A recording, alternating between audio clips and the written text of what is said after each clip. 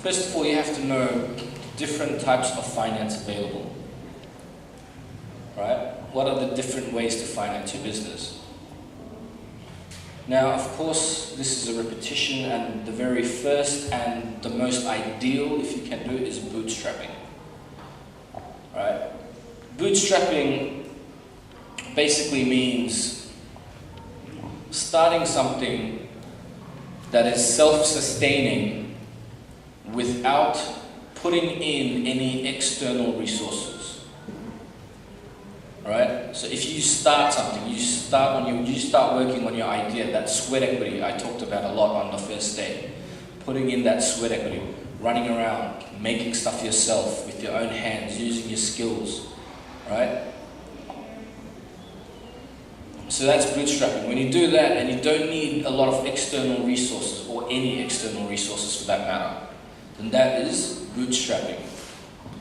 So here you use whatever you have that's available to you. It might be $100 in your savings account. Use it. It might be your own skills. Use it. Right? And a lot of startups actually start this way. Even companies that are big companies now, international companies that you know about, a lot of them started via bootstrapping. It doesn't mean they didn't get funding. They got funding. Sometimes they got funding, millions of dollars in funding from venture capitalists and angel funders. We don't have VCs and angel funders in Fiji. But they didn't just come up with an idea and then try to sell that. They actually created something, right? They created a viable product through bootstrapping. And then they took that product to get more funding to expand, right? That's what they did. So initially, they started bootstrapping as well. I mean, you take a company like Facebook, for example, right? Facebook didn't just come up with the idea and then they got millions of dollars. Today they're valued at, I think, like almost $500 billion, right? That's their market value. But they started, a bunch of kids started in the dorm rooms and they made Facebook, right? They didn't get funding before they did it. They started it, then they got funding to grow it. So bootstrapping, first and foremost. If you can use your own resources, your own sweat equity, to start your business, then this would be preferably the way to go. After that, we have what we call triple F. Family, friends, and fools. Basically, anyone who wants to give you money for your business. And usually it's your family, right? The first $6,000 I spent, my family gave me. And then I lost everything. And I think that's why I didn't start businesses that actually cost me thousands of dollars, probably because they didn't want to give me thousands of dollars after that. So I had to bootstrap. But yeah, just look at your family, your friends. Any small amount helps. There's something that happens that's really cool in overseas that's called crowdfunding, right? That's where the average person like you and me, we get to fund startups and fund businesses and these business ideas that we think would actually serve some benefit, right? They've identified a problem, they're giving a solution, now they need funding. So they do crowdfunding. They go to these crowdfunding websites where they pitch their idea to the public, you and me, and we donate $10, $5, $50. Some people donate $100, right? You don't get, the funders don't get anything out of it. It's just the point that it's a problem, someone's coming up with a solution, we want to be part of making that a reality. Fiji, fair enough, we don't have crowdfunding yet, we're not there yet, right? But we're not there in terms of traditional crowdfunding. We can't set up a website and expect people to use their credit cards and put money in your bank account. But you can still do crowdfunding. Right? You can hold fundraisers. There's a lot of ways for you, like we all know about fundraising. We have a big culture of fundraising, Lovo packs, doing this, doing that, right? Getting sponsorships for something and doing a barbecue night, whatever it might be. We have the Munusendes, right? These are all ways of fundraising. So you can pitch your idea and you can do fundraising for your business ideas. There's a lot of ways that we can do crowdfunding just in a more local context. Alright? Government grants. There's a lot of government grants available. I don't know specifically which grants are available. If we had someone from the National Centre SME Development, they would know more. Right, microfinance. We have some MFIs, microfinance finance institutions.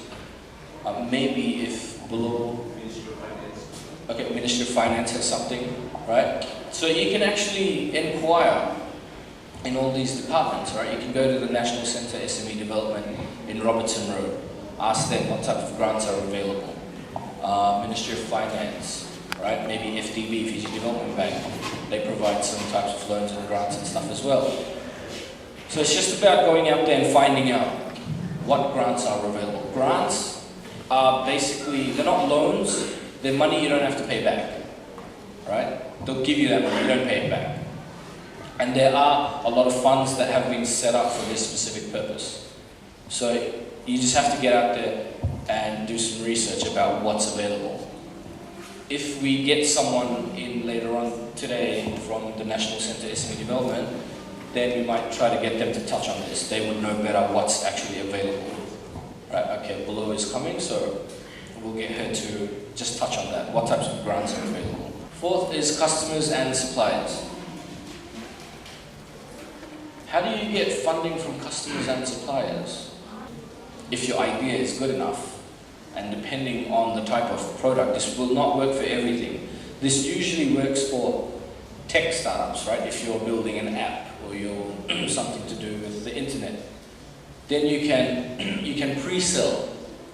You can pre-sell your product, and a lot of big companies do that. Forget about small companies.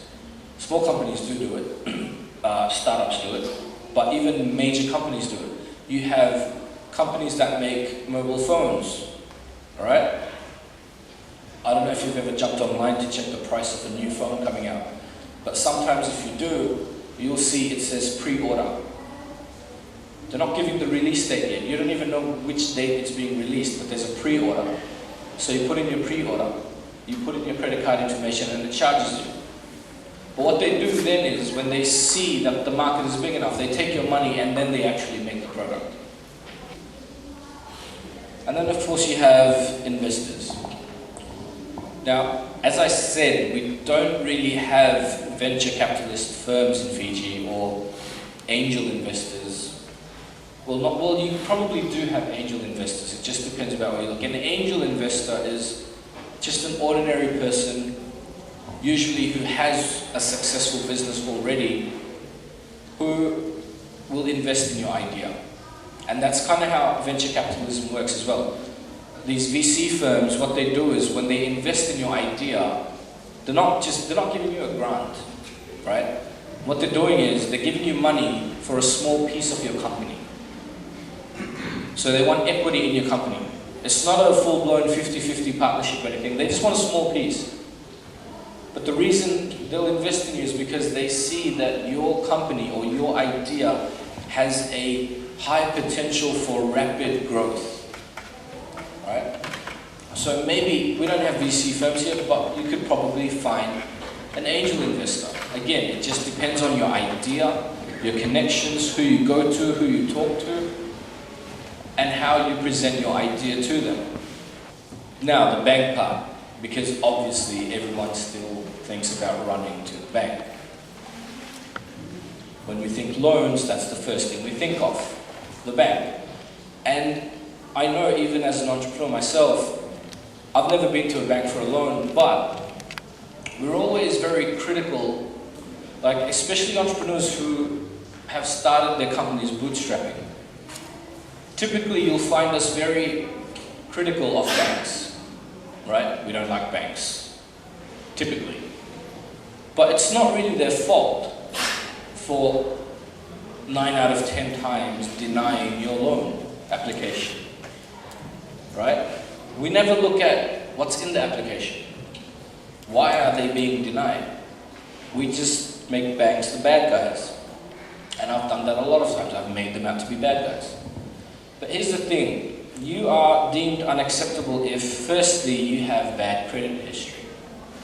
Right? If you're not someone who pays your bills on time. Or maybe you don't have any bills.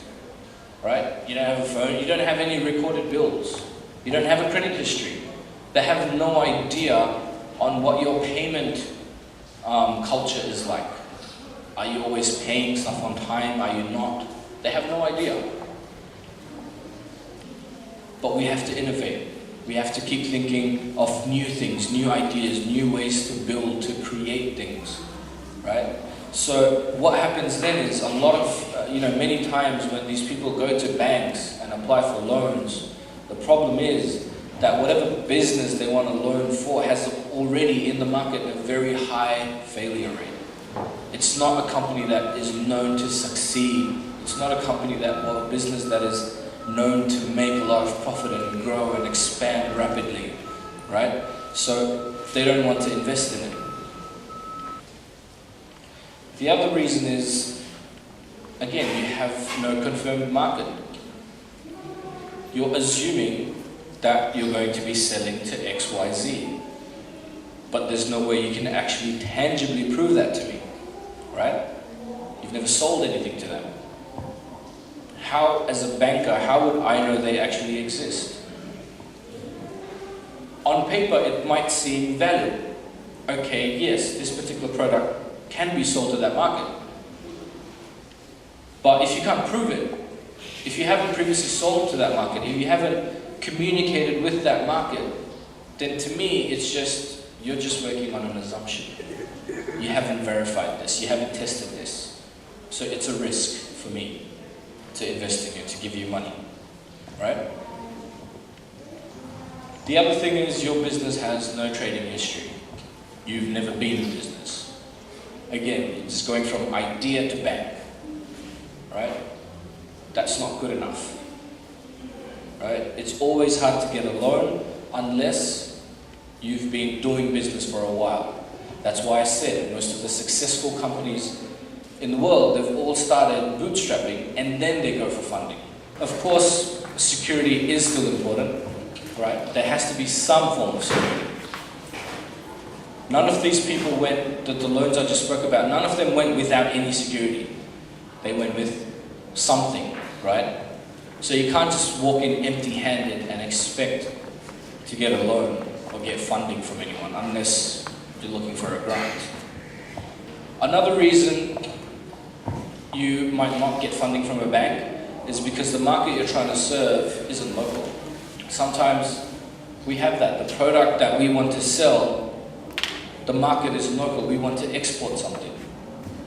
We specifically produce something for the export market. That's also sometimes very hard to get a loan for because it doesn't guarantee that you might, send your product. Will they actually pay? They're not bound by any of our local legalities, right? So sometimes this is a factor as well. They're not bound by Fiji law to pay you. You can't go and arrest them, in Australia or New Zealand. So, what are some of the things you have to keep in mind when you are seeking finance, right? First of all, the quality and the connections of your management team. I spoke about, I think I've mentioned it a few times in the last few days, about having a good team behind you, right? No man is an island. You need a team. If you want to build a successful business, if you want to build a successful company, you need to have a good support network. You need to have a team around you, right? So the strength of that team and the connections that you make with people and the people in that team, the connections that you make outside, right? The strength of those connections sometimes determine the success of your financing, right? And a lot of that has got to do with networking. If you want to be an entrepreneur, you have to network. Another thing is you have to think about the size of the business opportunity and the funding you need. The scope for building a sustainable competitive advantage. The level of risk versus security. And based on that, that's something else people look for when they're trying to invest in you. Right? How risky is this? And of course, the ability of the entrepreneur to negotiate well, right? And the team to execute the business plan. A lot of entrepreneurship is negotiation. It's how you talk. It's like I said, as an entrepreneur, you have to have a loud voice. You can't be quiet. You can't build a relationship on a voice no one can hear. They'll most likely fund you than the bank, right? The higher chances an MFI would fund you. They'd give you the money, no problem, but then they'll charge 20%, 30% interest on it. So then what happens? You get the money, you start your business. What happens? Until you've paid off that loan, you're not working for yourself. You don't own that company. Do you know why you don't own that company? You do not own that company because if that MFI, if that microfinance institution wants to close you down, you miss a few payments, they will close you down. Right? They'll take everything from you. Banks, whatever, any financial institution. That's why typically we say bootstrap, right? You start off by bootstrapping. That way, when you're working, when your business is up, when you're making money, you're in control. You own that business.